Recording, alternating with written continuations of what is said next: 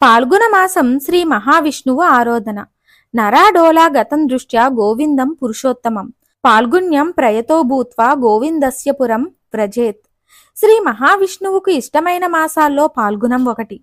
పూర్ణిమ తిథిలో చంద్రుడు పూర్వ పల్గుని లేదా ఉత్తర పల్గుని నక్షత్ర సమీపంలో సంచరిస్తే ఆ మాసాన్ని పాల్గునిగా పరిగణిస్తారు.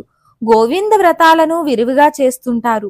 విష్ణు పూజకు పయోవ్రతం విశిష్టమైంది. దీన్ని శుద్ధ పాడ్యమి నాడు ప్రారంభించి 12 రోజుల పాటు కొనసాగిస్తారు.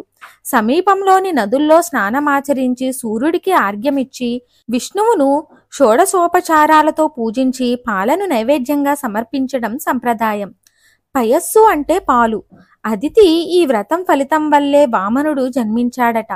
లక్ష్మీనారాయణులు పార్వతీ పరమేశ్వరుల్ని శుద్ధ తదియనాడు పూజించి నైవేద్యం సమర్పిస్తారు. ఈ మాసంలో 2 రోజులు వినాయకుణ్ణి ఆరాధిస్తారు. కాశీ ద్రాక్షారామంలో వెలసిన డుండి గణపతికి సంబంధించిన పూజ ఇది. శుక్ల పాడ్యమి చతుర్థి నాడు అవిఘ్న పుత్ర గణపతి వ్రతాల్ని ఆచరిస్తారు. శుద్ధ ద్వాదశి వయోవ్రతానికి చివరి రోజు. ఈ రోజున నరసింహస్వామిని పూజిస్తారు. దివ్యౌషధంగా భావించే ఉసిరిని శుద్ధ ఏకాదశి నాడు పూజించి ఆ చెట్టు వద్దనే అమలక ఏకాదశి వ్రతం నిర్వర్తిస్తారు. దీన్ని అమృత ఏకాదశిగా పరిగణిస్తారు. మదురైలోని మీనాక్షి సుందరేశ్వరుల కళ్యాణం రోజు ఇది. అందుకే శివపూజ చేస్తారు. ఈ నెలలో విష్ణు పూజకు ప్రాధాన్యత ఉంటుంది. పాల్గొన మాసంలో అతి ముఖ్యమైనది వసంతతోత్సవం. ఇది కాముని పండుగ. హోళికా పూర్ణిమ కామదహనం పేరుతో ప్రఖ్యాతి చెందింది. శుద్ధ త్రయోదశి కాముని పండుగగా ప్రసిద్ధి చెందింది. ఈ పర్వదినాన శివుడు, మన్మధుడు, కృష్ణుడు, లక్ష్మీదేవి పూజలందుకుంటారు. పాల్గొన మాసంలో ప్రతి తిథికి ఒక ప్రత్యేకత ఉంది.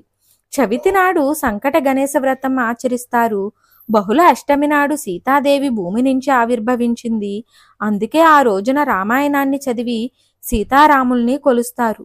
బహుళ అమావాస్య నాడు పితృదేవతలకు పిండ ప్రదానం చేసి అన్నదానం చేస్తారు. మా వీడియో కనుక మీకు నచ్చినట్లయితే లైక్ చేయండి, షేర్ చేయండి. అలాగే మొదటిసారి మా ఛానల్ని చూస్తున్నట్లయితే సబ్స్క్రైబ్ చేయండి. పక్కనే ఉన్న బెల్ ఐకాన్ని క్లిక్ చేయండి.